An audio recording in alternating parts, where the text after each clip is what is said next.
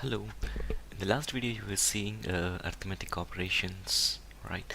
So we have different arithmetic operation like subtraction, multiplication and division and so on.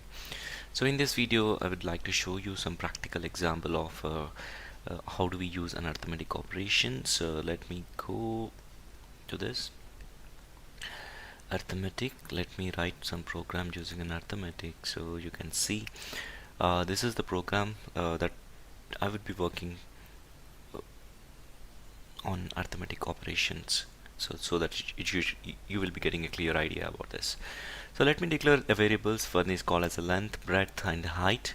So then next we have a variable called distance, time and pi, value, number and radius. What it is doing is actually, so in order to calculate the speed, so what do we do? So calculate the speed means we need to know the distance traveled and the pi by time.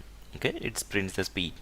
And in the same way, to calculate the complete volume, then we need to know the length, breadth and height. So I'm using an arithmetic operator called multiplication here, and here I'm using a division here and in orderly. And also I'm making use of exponential here and also the modulus here. And see, let's run this program by going to the command prompt. Go to the command prompt and you should know the path of it.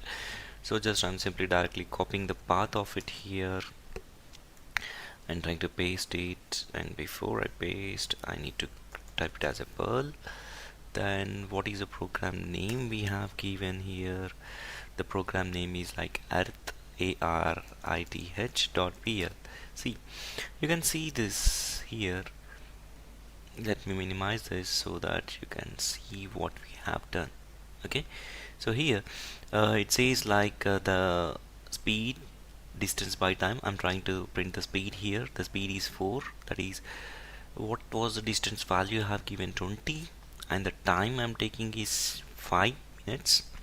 So that means the speed is like 4, and the total volume is 1400. That is length into breadth into height. Length was 10, 10, 14, and area of a circle 1256.636. We need to know the pi value. The pi value is 22 by 7, that is 3.14159, and the remainder, this is for the remainder, modulus 11. So if I'm going to update any change any values here, so you can see the differences. You can see the 0 here.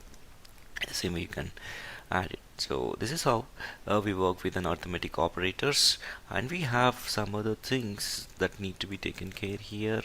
We have a shortcuts operations like if you wanted to, the other operators like total equal to total plus amount, or you have to define separate variables and you have to add it. Okay, this is for the plus operation, and also it can be done like this. So here you have written like total plus amount. Instead of doing that, you can simply use plus equals to amount, so that this is equivalent to this.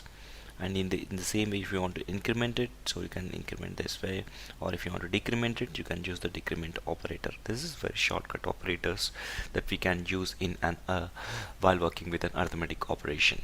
Okay, thank you so much for watching this video. Have a great and pleasureful day.